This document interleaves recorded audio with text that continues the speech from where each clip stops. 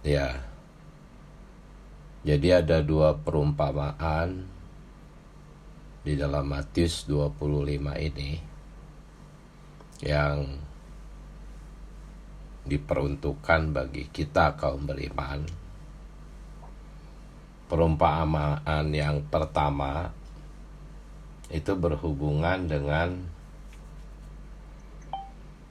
kedatangannya nanti, ya, kedatangannya yang kali kedua, yaitu tentang akhir zaman gereja.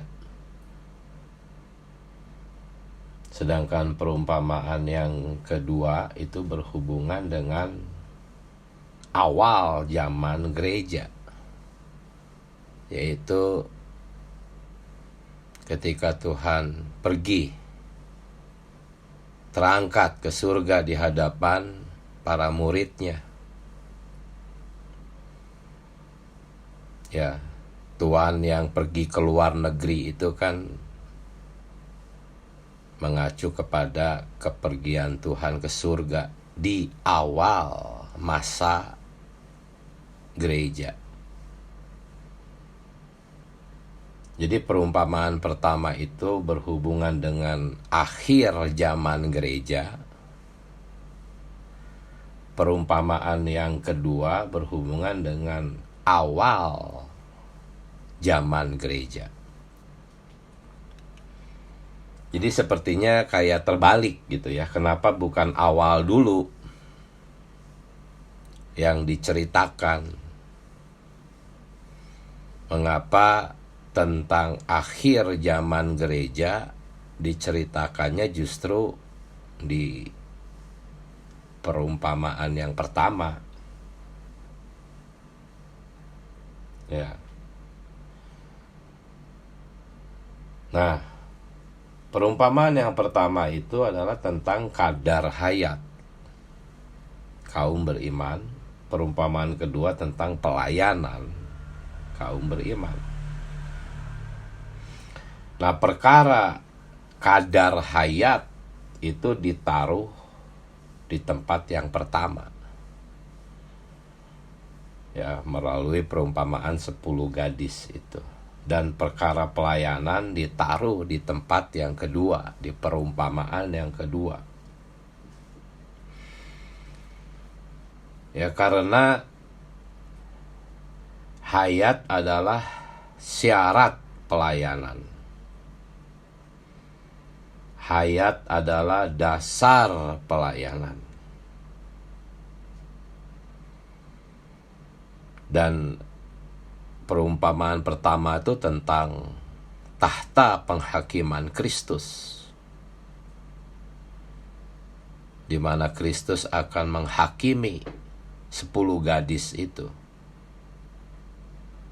yaitu kita.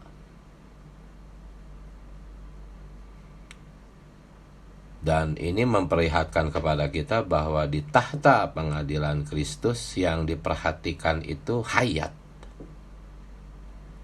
bukan pelayanan. Ya, tentunya pelayanan juga diperhatikan, tetapi pelayanan itu pelayanan yang bersumber dari hayat. Jadi hayat itu kuncinya. Hayat itu syaratnya. Itulah sebabnya aspek hayat ditampilkan dalam perumpamaan yang pertama. Karena hayat itu persyaratannya. Hayat itu dasarnya. Dan hayat inilah yang menghasilkan pelayanan. Yang diperhatikan Allah itu adalah hayat. Ketika Allah memperhatikan pelayananmu, hayatlah yang Allah perhatikan, bukan pelayanan itu sendiri.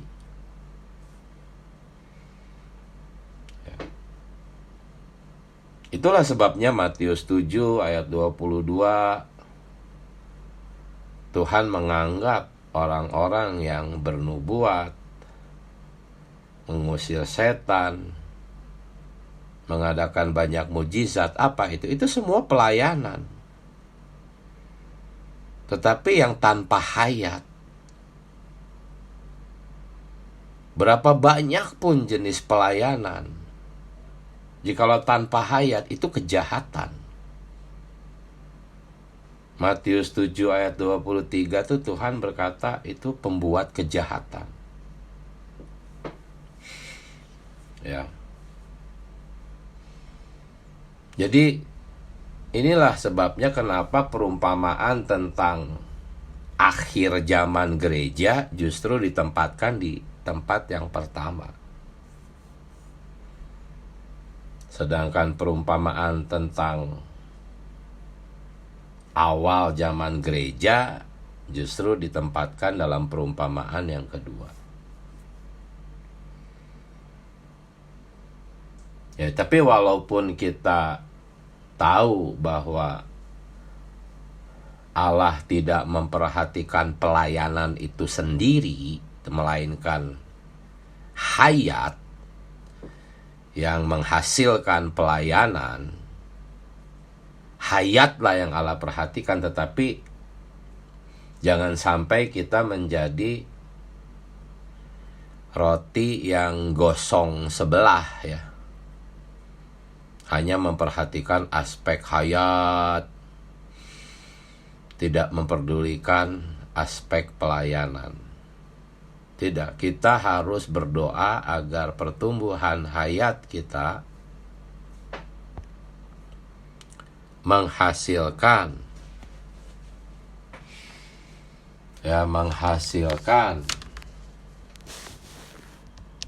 pelayanan ya.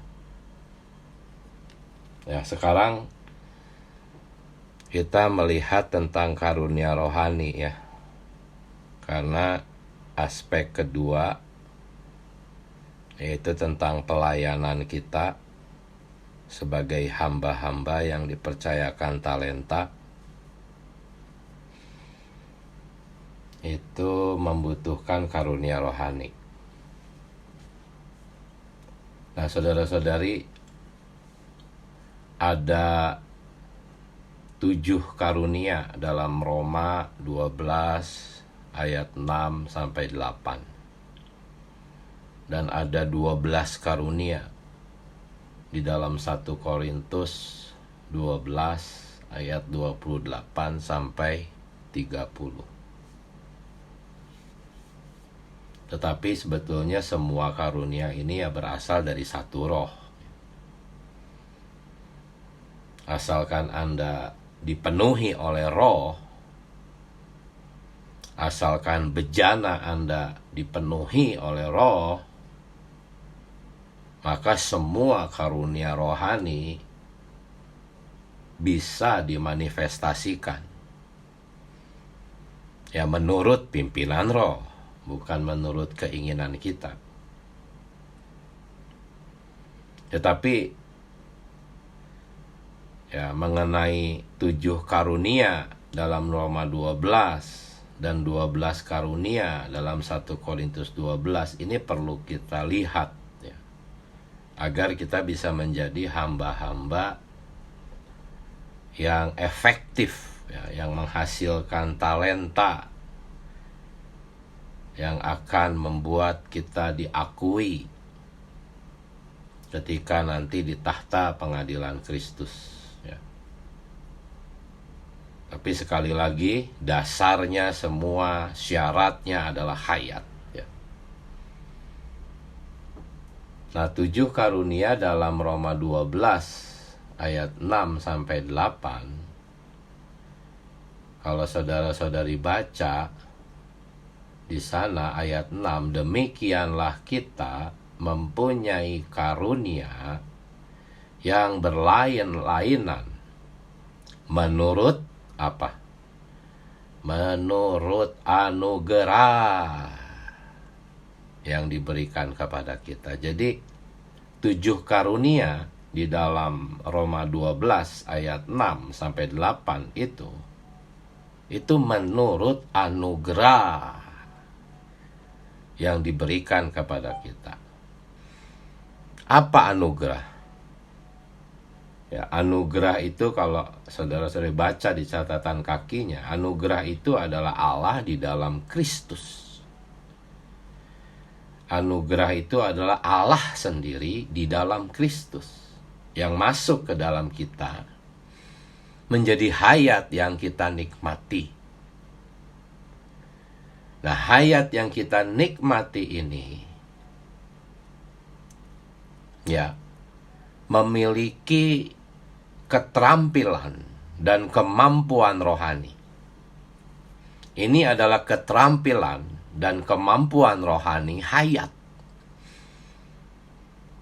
Nah, karena hayat ini masuk ke dalam kita, kita nikmati, maka keterampilan hayat ini, kemampuan rohani hayat ini menjadi karunia. Ya, karunia roh. Karunia roh itu sebetulnya ekspresi roh. Ya. Nah, semakin hayat ini bertumbuh, melalui kita terus menikmati hayat ini, yang sangat berhubungan dengan perumpamaan 10 gadis, yaitu pemenuhan roh itu. Semakin hayat ini memenuhi kita, memenuhi bejana kita, maka keterampilan hayat dan kemampuan rohani ini semakin berkembang di dalam pelayanan kita. Fungsi kita bagi tubuh Kristus semakin besar. Ya. Jadi ini adalah keterampilan hayat, kemampuan hayat.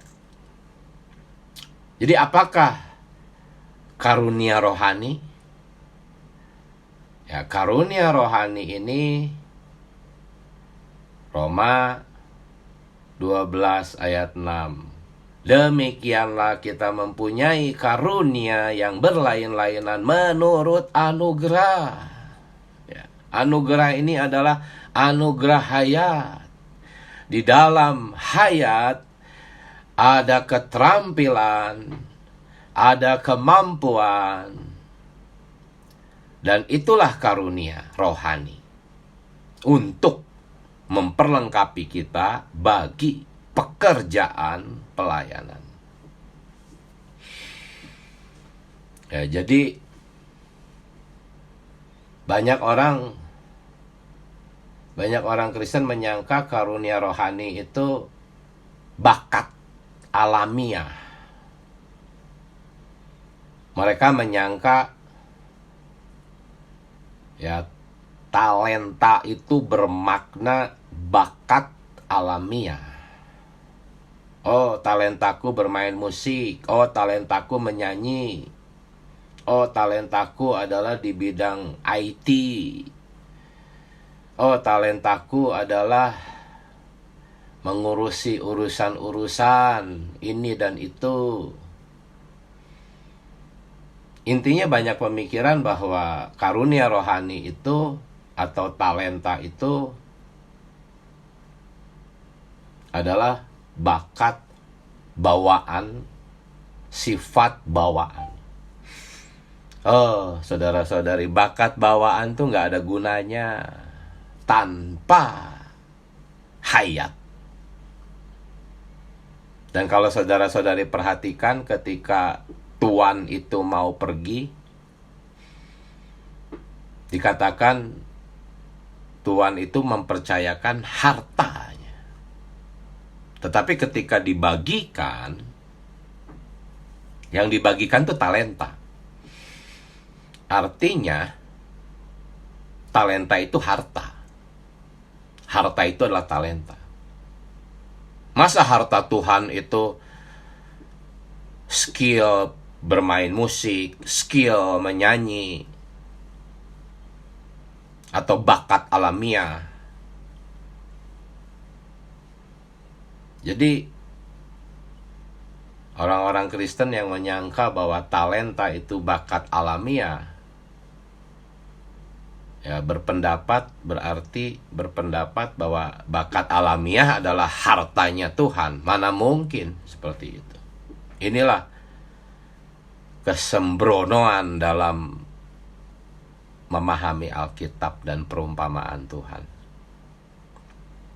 Kalau kita mempelajari ilustrasi atau gambaran Tuhan ketika ada satu ilustrasi seseorang menemukan harta di ladang, lalu dia benamkan kembali harta itu, lalu dia pergi menjual seluruh hartanya untuk membeli ladang itu. Kita tahu harta itu adalah gereja, bukan bakat alamiah. Ya. Jadi talenta itu adalah karunia rohani, tetapi bukan yang berasal dari sifat bawaan, bakat alamiah. Menurut Roma 12 ayat 6 itu karunia yang berlainan-lainan itu diberikan berdasarkan anugerah. Jadi anugerah ini adalah hayat.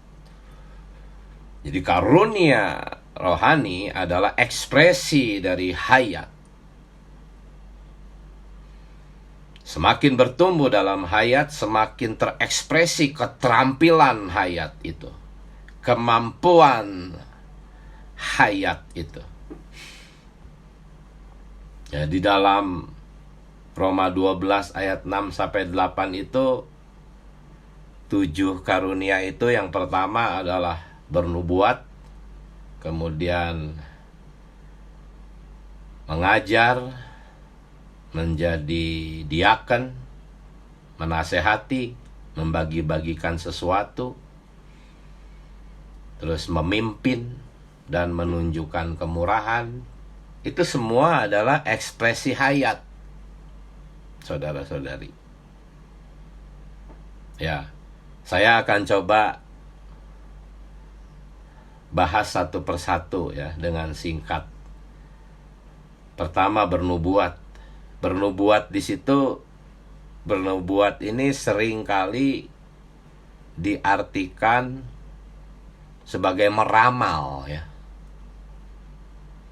Tetapi di dalam perjanjian baru, bernubuat itu berbeda dengan perjanjian lama. Kalau di perjanjian lama itu memang bernubuat itu meramal. Tetapi menurut 1 Korintus 14 ayat 3, ya, bernubuat itu berkata-kata kepada manusia. Kata-kata apa? Kata-kata membangun, menasehati, dan menghibur. Jadi bernubuat dalam perjanjian baru itu adalah berkata-kata kepada manusia, membangun, menasehati, menghibur. Ya memang di perjanjian baru masih ada nubuat yang bersifat meramal ya. Tetapi itu bukan karunia yang berasal dari hayat. Itu karunia-karunia ajaib di mana Allah sendiri yang melaksanakannya. Tidak ada hubungannya dengan pertumbuhan hayat kita. Walaupun Anda tidak bertumbuh dalam hayat, Anda bisa dipakai oleh Allah untuk mengadakan karunia-karunia mujizat. Ya. Karena bukan Anda yang melakukannya. Allah sendiri yang melakukannya. Tidak membutuhkan pertumbuhan hayat Anda. Karunia-karunia yang bersifat mujizat itu tidak membutuhkan pertumbuhan hayat. Jadi kalau Anda bisa dipakai oleh Allah untuk mengadakan karunia mujizat, jangan sombong. Itu bukan karena pertumbuhan hayat Anda. Tetapi karunia untuk bernubuat, membangun saudara-saudari, menasehati, dan menghibur, itu membutuhkan pertumbuhan hayat Anda. membutuhkan jerih lelah Anda. Dan seperti Paulus, Anda dapat bermegah dalam perkara ini. Tetapi bukan sombong makna bermegah di sini. Bermegah karena belas kasihan Allah. Dan itu memang diakui oleh Allah. Karunia-karunia yang berasal dari pertumbuhan hayat itu diapresiasi oleh Allah, diberi upah oleh Allah. Tetapi karunia-karunia mujizat itu tidak membutuhkan pertumbuhan hayat. Anak kecil juga Tuhan bisa pakai.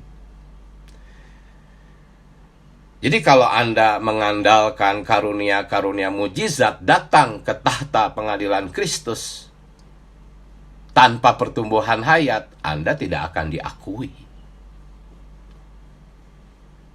Jadi kembali ke soal karunia rohani berdasarkan anugerah. Tadi pertama bernubuat.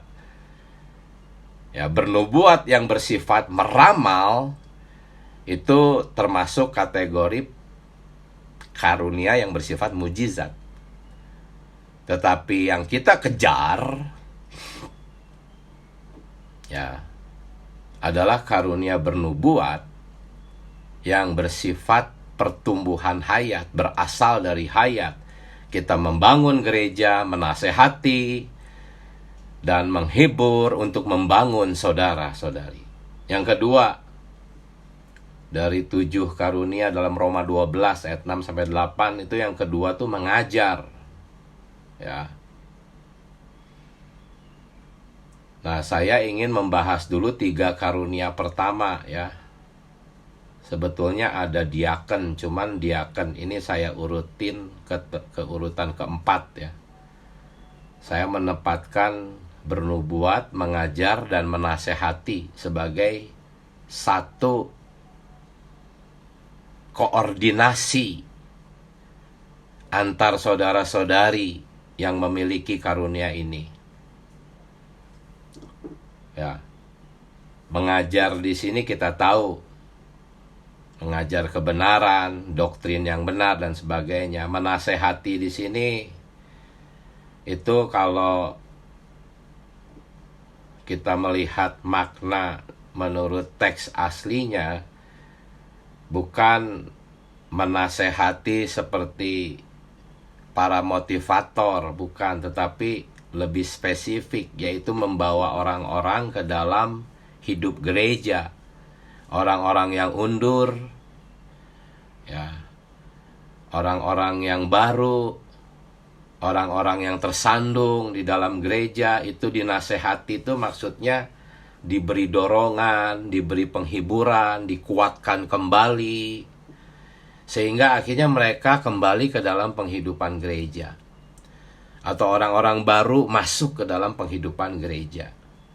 Ya, bukan menasehati dalam arti yang umum gitu ya.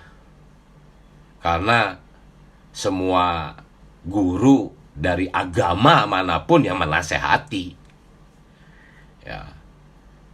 Jadi karunia menasehati di sini tuh sangat erat kaitannya dengan hidup gereja, yaitu orang-orang yang tersandung, yang undur, atau orang-orang baru itu dibawa masuk ke dalam penghidupan gereja.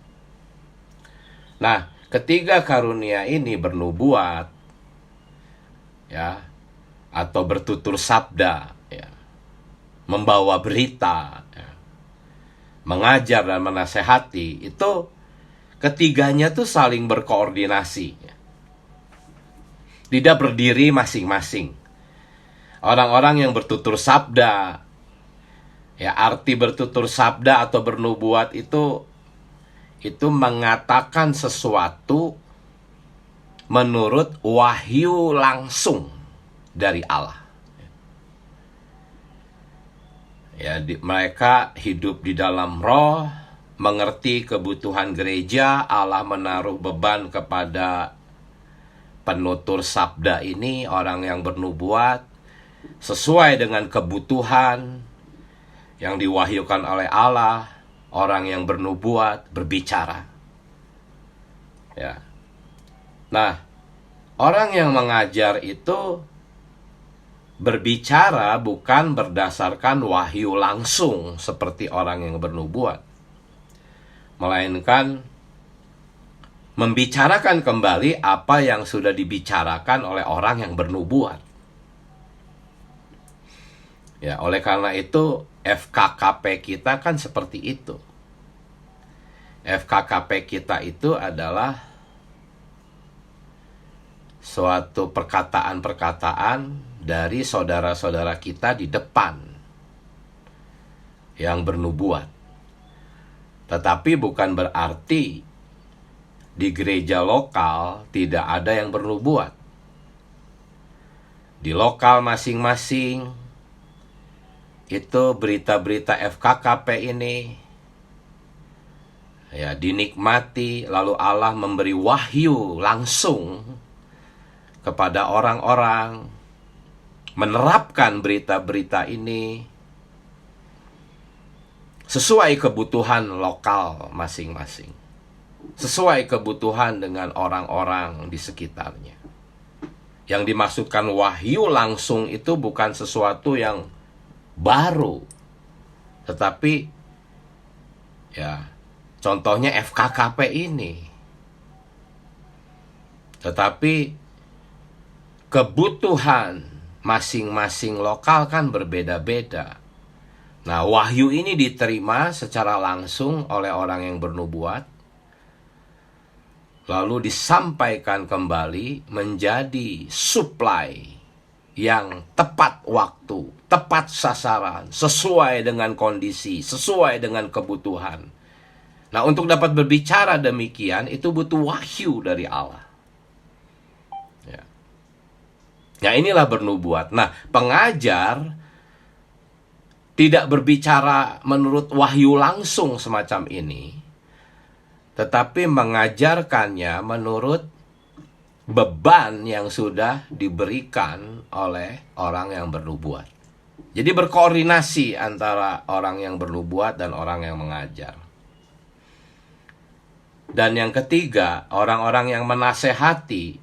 Menasehati di sini tuh ingat, memberi dorongan, memberi penghiburan, menguatkan, mengundang juga ya, membawa mereka ke dalam sidang-sidang. Itu yang dimaksud menasehati. Ya, mereka menasehati sedemikian pun itu berdasarkan beban yang sudah diberikan oleh wahyu Allah kepada orang yang bernubuat. Jadi ketiganya ya, bernubuat, mengajar, menasehati, itu satu koordinasi, saling berhubungan. Ya, tidak seperti di kekristenan, masing-masing pengkhotbah punya ciri khasnya masing-masing, mengembangkan ciri khasnya masing-masing, ya, punya bidangnya masing-masing, tidak ada satu prinsip tubuh. Ada yang spesialisasinya berbicara tentang perpuluhan, ada yang spesialisasinya berbicara tentang mujizat, ada yang spesialisasinya berbicara yang lucu-lucu supaya nggak ngantuk gitu. Ya udah, kita sangat berbeda ya di dalam pemulihan Tuhan. Nah, kemudian yang keempat, yaitu melayani. Karunia melayani itu sebetulnya bukan yang keempat, tetapi saya taruh di urutan yang keempat. Itu sebetulnya menjadi diaken. Ya. Menjadi diaken di sini sebetulnya belajar menjadi budak. Ya. Karena seorang penatua itu kan seorang budak. Nah, diaken di sini tuh belajar untuk menjadi budak, membantu saudara-saudara penatua, melayani, ya, mengurus perkara-perkara gereja. Jadi bukan jabatan ini ya, melayani. Kemudian yang kelima, membagi-bagikan sesuatu. Itu mengacu kepada orang-orang yang memperhatikan saudara-saudari dalam gereja yang kekurangan. Ya. Memperhatikan apa? Memperhatikan kebutuhan-kebutuhan yang real gitu. Jadi ada saudara-saudari yang seperti ini, mungkin juga kita juga mendapatkan beban ini, memperhatikan saudara-saudari yang kekurangan, dan kita memberikan persembahan melalui kotak persembahan, ya, berdasarkan beban yang Tuhan beri. Jadi setiap kali berkumpul bersidang, memperhatikan kondisi saudara-saudari, lalu mencatat nama-nama siapa saja yang Tuhan taruh di dalam hati, ya, memberikan persembahan, tetapi melalui kotak persembahan, ya. Jadi kebutuhan-kebutuhan yang real, itu karunia membagi-bagikan sesuatu. Ini sesuatu yang berdasar dari hayat, ya.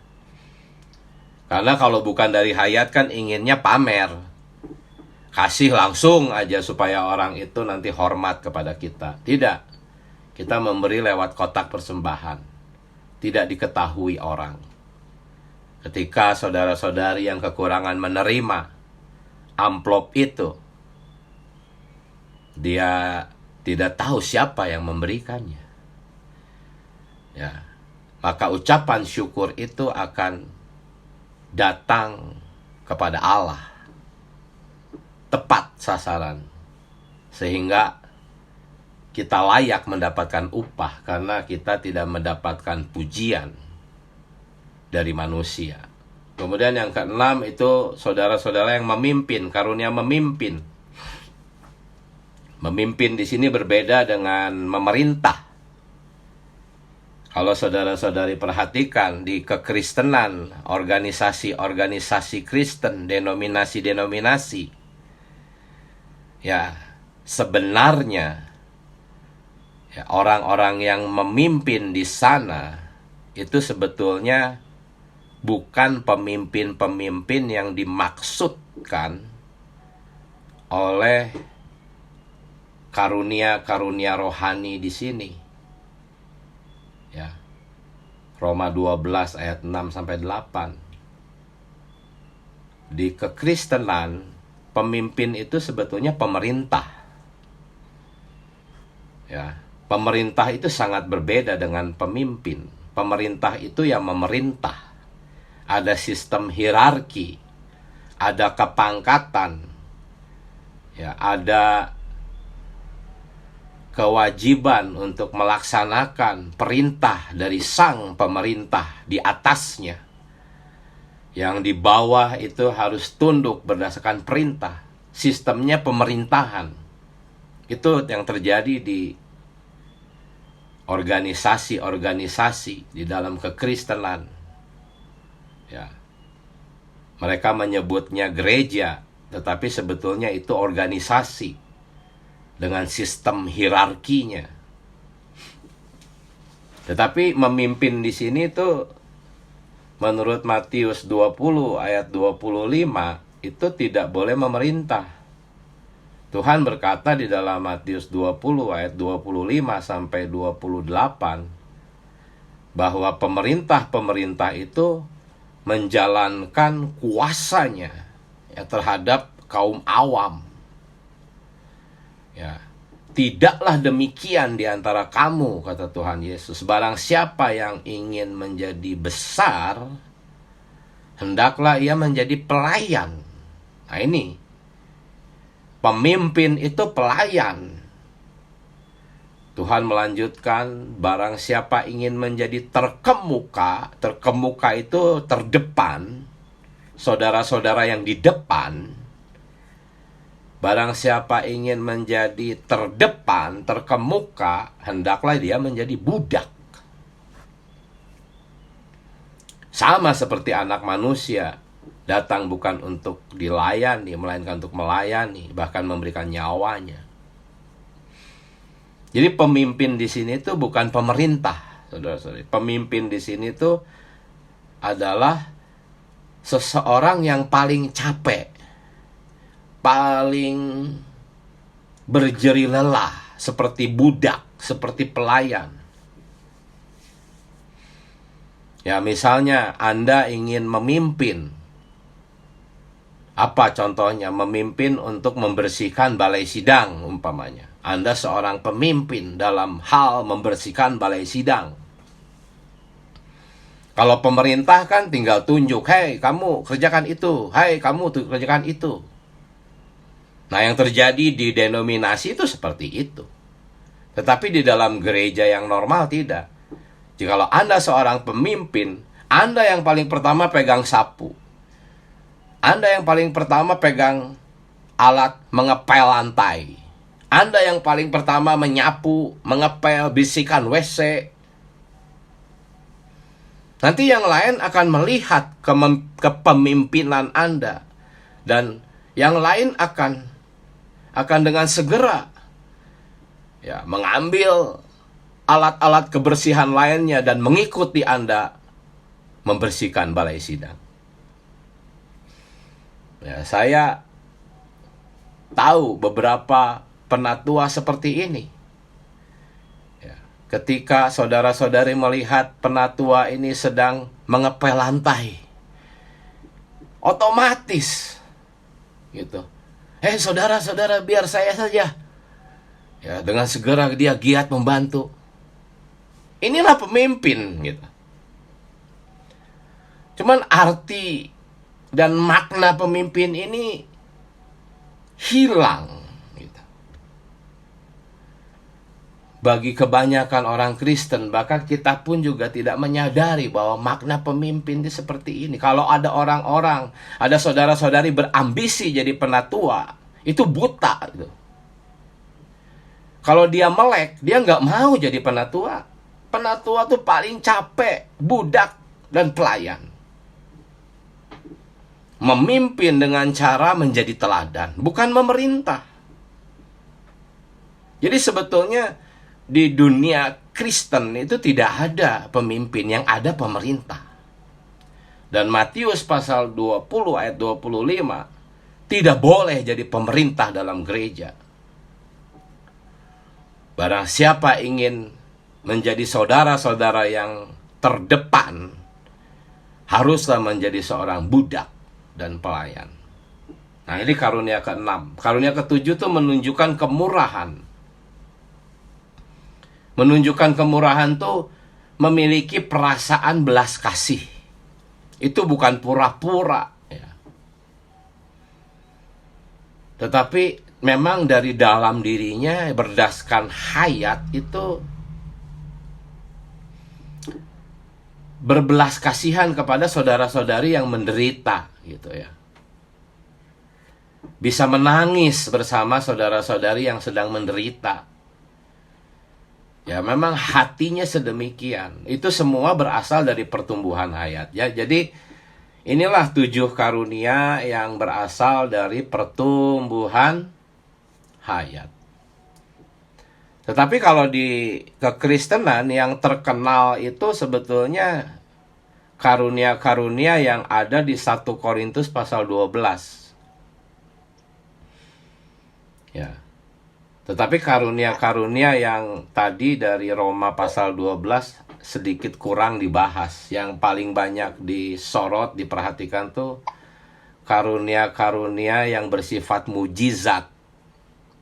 Ada 6 karunia yang bersifat mujizat di dalam 1 Korintus 12 ayat 28 sampai 30, yaitu karunia bernubuat sebagai ramalan, yaitu kemudian karunia iman untuk menyembuhkan, dan karunia perbuatan ajaib, karunia berkata-kata dalam bahasa lidah dan menafsirkan bahasa lidah. Ini semua adalah karunia-karunia yang bersifat mujizat, yang tidak membutuhkan pertumbuhan hayat, tidak perlu ini. Ya, Tuhan sendiri bisa memberikan iman yang spontan untuk mengadakan mujizat, menyembuhkan orang dan sebagainya. Itu semua Tuhan sendiri dan berdasarkan Tuhan sendiri. Waktunya, tempatnya, di mana. Hanya karunia-karunia mujizat yang palsu saja yang bisa diadakan menurut kehendak si pengkhotbah itu. Tetapi kalau karunia yang ajaib, yang asli, itu tidak tahu kapan itu terjadi. Orang yang dipakai mengadakan karunia mujizat itu nggak tahu gitu. Kapan Tuhan mau melakukan mujizat? Saudara-saudari baca buku Watchman ini, buklet kecil itu, ya, tanda ajaib atau mujizat itu terjadi dengan sendirinya gitu. Bukan didemonstrasikan oleh manusia. Nggak mungkin orang dapat mendemonstrasikan mujizat itu, nggak mungkin, karena mujizat itu dilakukan oleh Allah sendiri sesuai dengan keinginan Allah, kapan waktunya, di mana tempatnya, siapa orangnya. Orang-orang yang dipakai mengadakan mujizat itu nggak tahu kapan Allah mau melakukannya gitu ya. Dan tidak perlu ada pertumbuhan hayat, karena itu memang Allah sendiri yang melakukannya secara spontan. Kita mungkin dipakai sedemikian ya tanpa kita sadari malahan gitu. Dan kita sendiri takjub gitu, loh, luar biasa ya. Kita sendiri heran gitu. Walaupun kita yang dipakai, itu tanda mujizat yang asli. Tetapi kalau mujizat yang palsu itu yang bisa didemonstrasikan kapanpun orang yang mengadakan mujizat itu mau melakukannya tanpa bertanya. Ya, ketika Anda disuruh mendoakan orang sakit, Anda harus bertanya kepada Tuhan, Tuhan, apakah kau mau menyembuhkannya atau tidak? Kalau Tuhan mau menyembuhkannya, Anda akan diberikan karunia iman secara spontan saat itu. Tetapi kalau tidak ada iman, artinya Tuhan tidak mau menyembuhkannya saat itu, entah kapan, ya. Jadi saya membahas ini tuh untuk kita bisa membedakan karunia yang berdasarkan pertumbuhan hayat dan karunia yang bersifat mujizat, yang tidak membutuhkan pertumbuhan hayat. Nah, dalam Matius pasal 25, ya, karunia-karunia yang dibutuhkan oleh pelayan-pelayan, hamba-hambanya, kita sebagai pekerja-pekerjanya, itu adalah karunia yang berdasarkan pertumbuhan hayat. Karunia-karunia ini menghasilkan talenta-talenta yang dilipat gandakan. Dan inilah yang diakui, ya. Nah, kita harus mengejar karunia untuk bernubuat, tetapi bukan yang aspek meramal, menasehati, menghibur, mendorong. Lalu kita harus mengejar karunia bisa mengajar saudara-saudari, entah itu dalam sidang atau satu persatu dalam perawatan dan penggembalaan. Ya, menasehati, menjadi diaken, membagi-bagikan sesuatu, memperhatikan kebutuhan kaum saleh. Kita juga harus mendambakan, ya, saudara-saudara harus mendambakan karunia untuk memimpin, ya, tetapi bukan untuk memerintah. Saudara-saudara yang ingin memimpin harus berdoa, Tuhan, beri aku hati seorang budak, beri aku hati seorang pelayan. Ya, aku tidak mau jabatan, aku ingin fungsi, aku ingin diakui olehmu. Beri aku hati seorang budak, rela berkorban, rela berjerih lelah, rela menjadi orang yang paling capek, ya, kemudian menunjukkan kemurahan, ya, berbelas kasihan. Ada satu lagi yaitu karunia membedakan roh, ya. Itu pun juga berasal dari pertumbuhan hayat, di mana kita bisa membedakan kondisi saudara-saudari. Ya, kalau saudara Li sering sekali mengoreksi saudara-saudari yang berbagi nikmat, ya, karena dia membedakan roh, ya. Jadi demikianlah saudara-saudari, masih banyak sebetulnya yang ingin saya sampaikan, tapi saudara-saudari harus berbagi nikmat. Intinya, aspek pelayanan ini, ya, mengenai perumpamaan, mengenai talenta itu seperti demikian.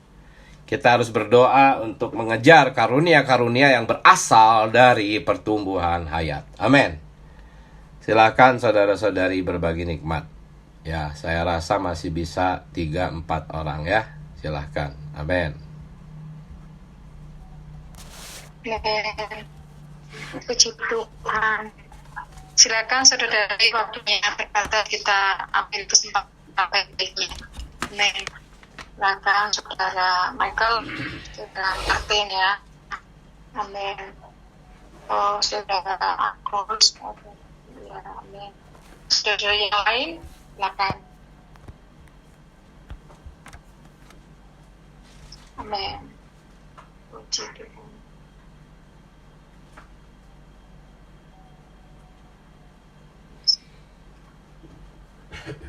Amin. Amin. Silakan saudari.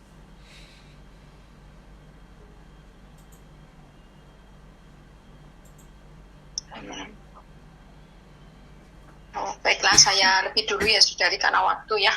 Oh Tuhan Yesus, saya terjamah, ya, mengenai dua pekerjaan roh di dalam kita. Jadi kita harus jelas, ya, yang batini, yaitu hayat yang batini, juga hayat yang lahiriah, ya. Jadi kita jelas mengenai pekerjaan Roh Kudus di dalam kita, maka kita menjadi orang Kristen yang tepat, ya saudari, ya. Oh Tuhan Yesus, ya, hayat batiniah kita ini kita terima setelah kita dilahirkan kembali, ya.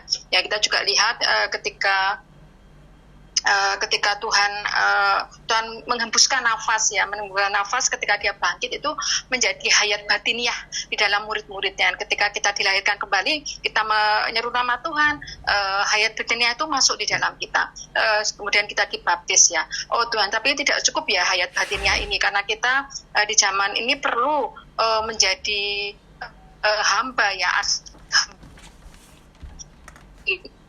sebagai aspek perawan suci yang dipertunangkan oleh Kristus. Kita juga perlu memiliki aspek lahiriah untuk pelayanan kita sebagai hamba bagi Tuhan kita yang akan segera datang, ya saudari, ya.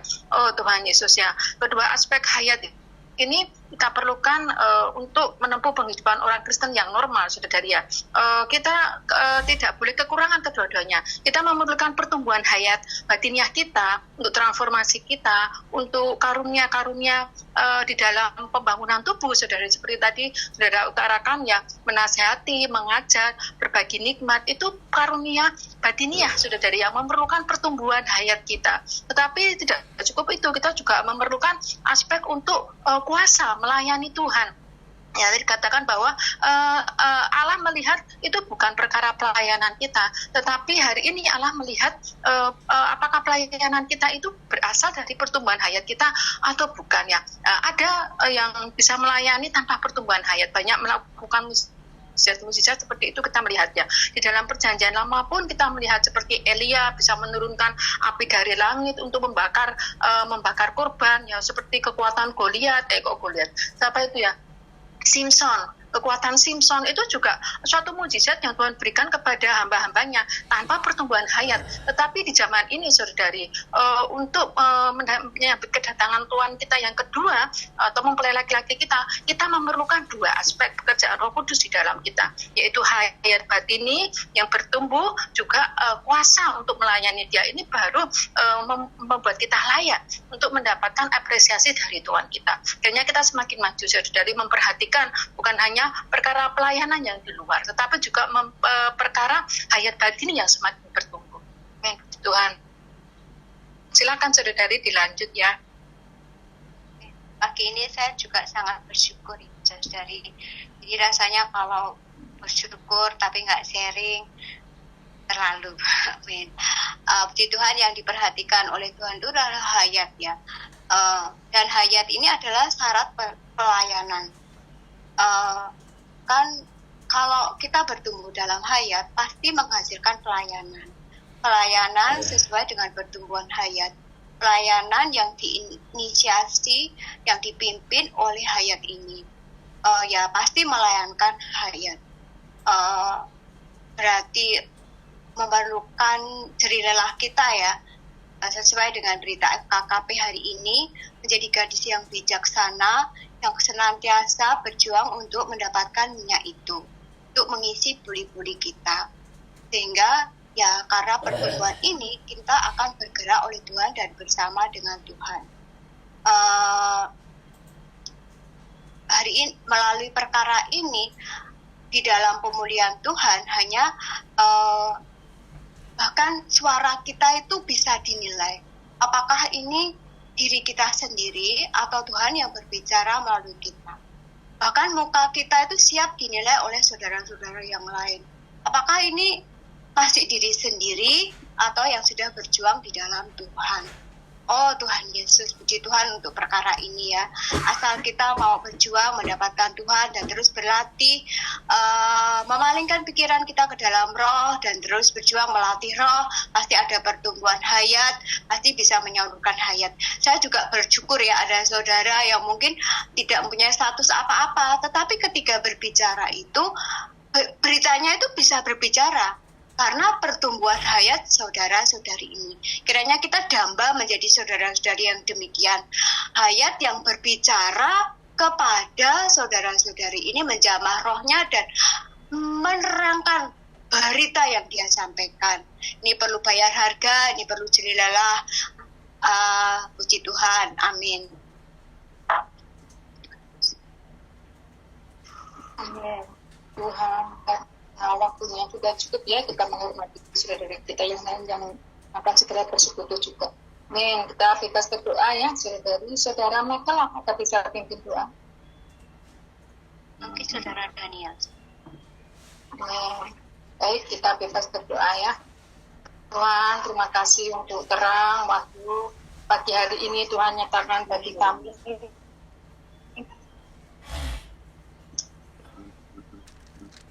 Berikan kepada kami semua.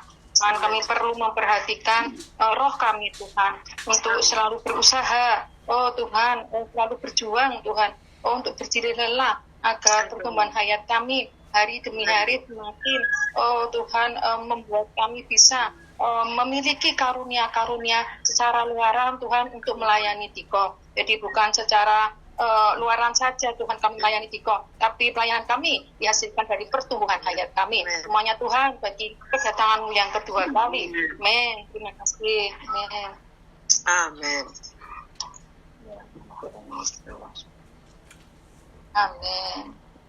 Amin. Oh. Amin. Puji Tuhan. Puji Tuhan, makasih saudara Diki, saudara-saudari semua. Amin. Nanti aku di sini. Tuhan memberkati, sampai jumpa besok. Amin. Amin. Amin.